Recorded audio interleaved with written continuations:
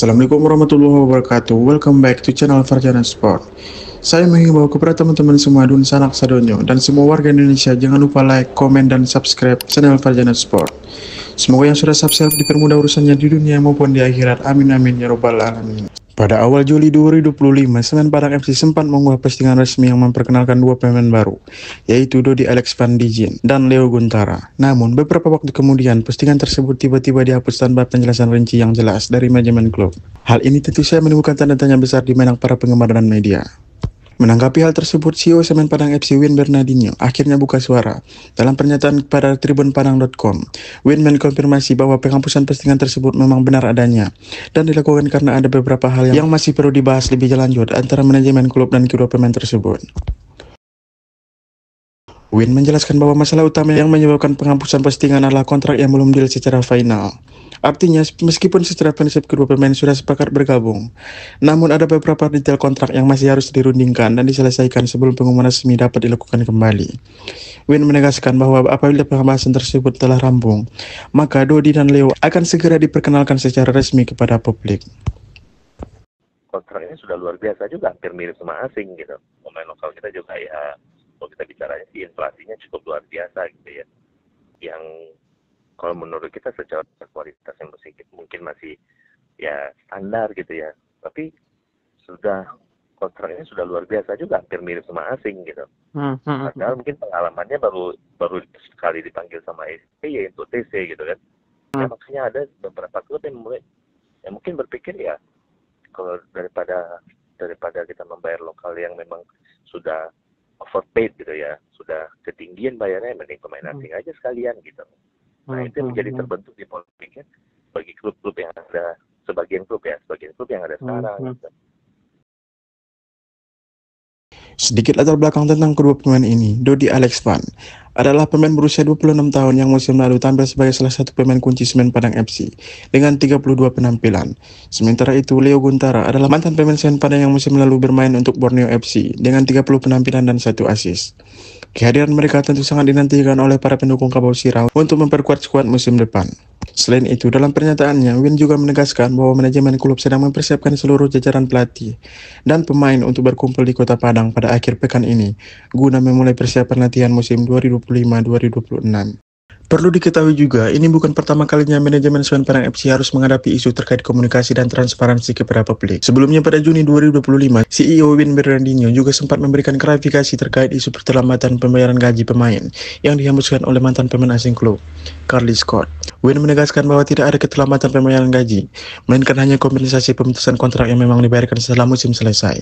Hal ini menunjukkan bahwa manajemen cukup serius menjaga reputasi klub dan hubungan baik dengan pemain. Dari sisi manajemen, penghapusan postingan pengenalan pemain baru ini bisa jadi merupakan langkah hati-hati agar tidak menimbulkan kesalahpahaman di publik dan menjaga profesionalisme dalam proses transfer.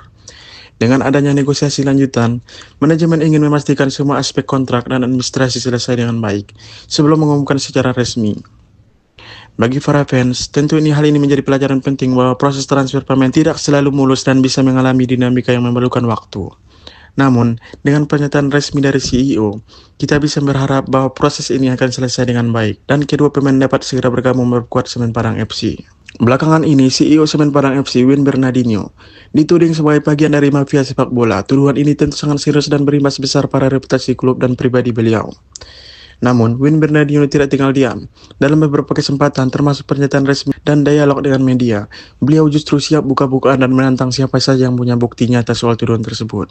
Bahkan, Win berani berkata tegas, "Kalau ada deal, tangkap saya." Sebuah pernyataan yang menunjukkan sikap berani dan transparan dari seorang pemimpin klub yang sedang menghadapi tekanan besar. Isu mafia bola di Indonesia memang bukan hal baru.